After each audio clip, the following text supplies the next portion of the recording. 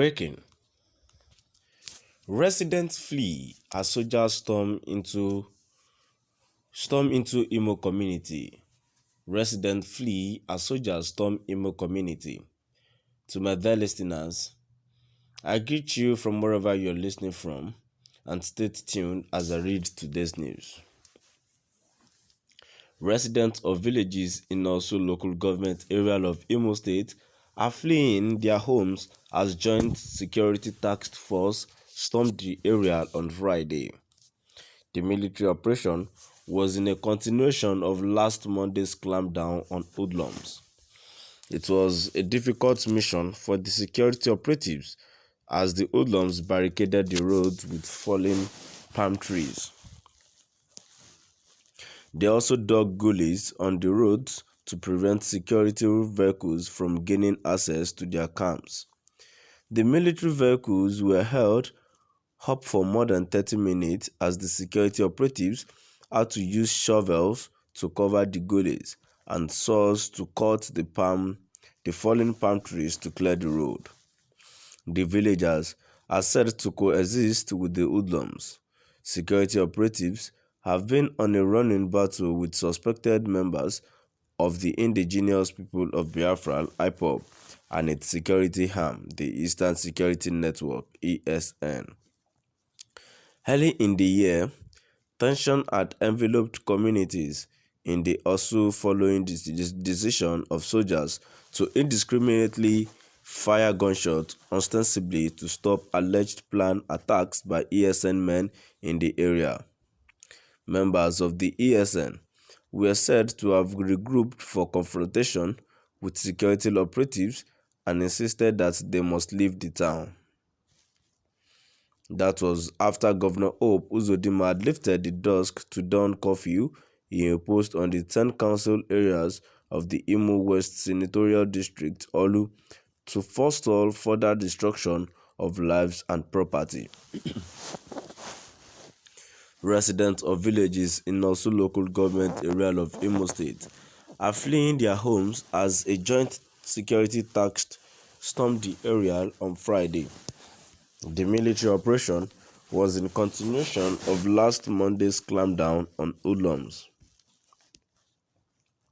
It was a difficult mission for the security operatives as the hoodlums barricaded the roads with fallen palm trees.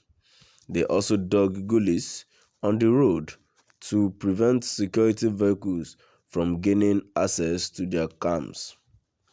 The military vehicles were held up for more than 30 minutes as the security operatives had to use shovels to cover the gullies and saws to cut the fallen palm trees to clear the road.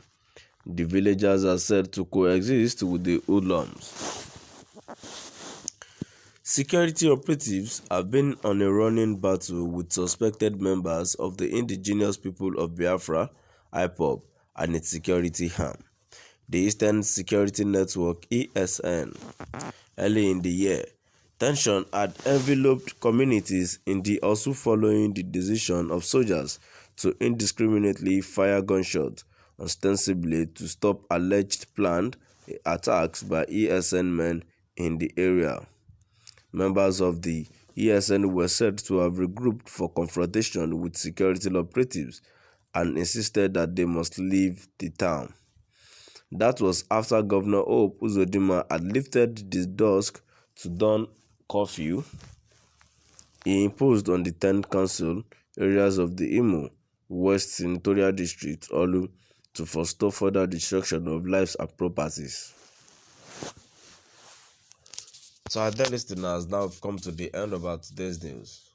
But in my view to today's news, I feel the way our government are treating us is unfair.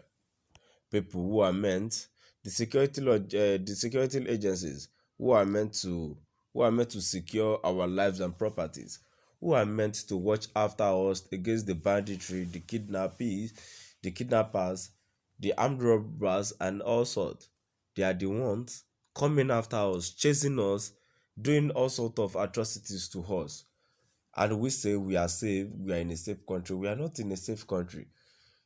Moreover, this particular state, Imo State, the governor of the state should be called for questioning, because the rate which insecurity is becoming rampant these days is coming too much.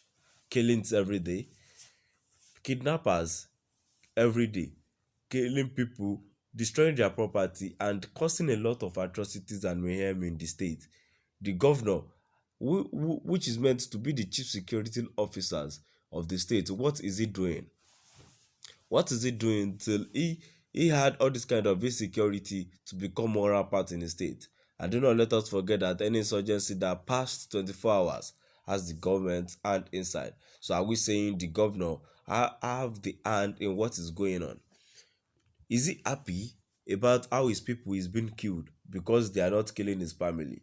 And these our government will not realize what they are doing, not until they start kidnapping their family. But I am not surprised. They are doing this because their family are not in the country. They know this country is not safe. That's the reason why they are not keeping their family in this country. This is another question. How many of these governors, how many of these senators can work alone in his own local government? How many of them can boast of working alone without going with escort, without going with security in his own local government or in his own state? They also know they are not safe, and they are not safe because they are not in the position to save us. So citizens of the state are angry.